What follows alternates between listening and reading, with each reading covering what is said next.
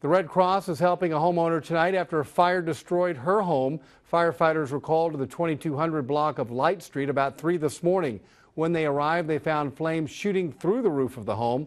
Investigators say the woman was able to get out safely. According to Captain Brian Penisson, the fire started by a wood-burning stove where the vent pipe was in contact with other materials. No other injuries were reported. Tonight, a man says he is devastated after a fire burned down his home in the city of China in Jefferson County.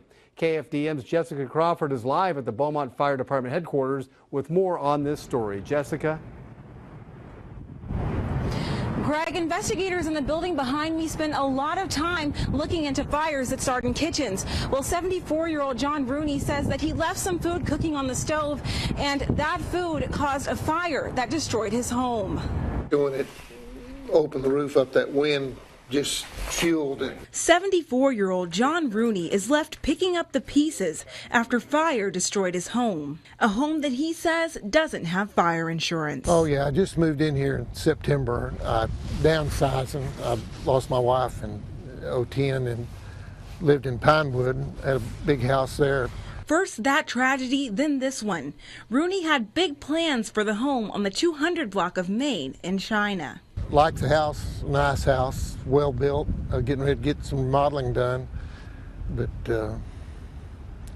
just one little mistake. The little mistake of leaving some food on the stove as he watched TV.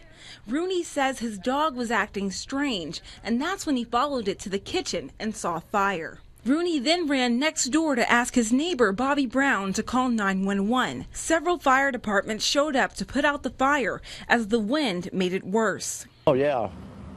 Yeah, and every time they get it out in one place, it would come up somewhere else. Beaumont Fire Captain Brad Penisson says there are ways to prevent grease fires. The easiest way to control a grease fire is, if possible, take the lid of the pot and just slide it over onto the pot so that you're basically smothering the fire. Turn the burner off and leave it. Rooney says he wishes he would have thought of smothering the fire with a blanket. Then he could have at least salvaged a little more. I've been through it. There's not much left. Fire's so damaging. I mean, and it burned quite a while. Rooney says he's staying with his son until he can get back on his feet. Live in Beaumont, I'm Jessica Crawford, KFDM 6 News.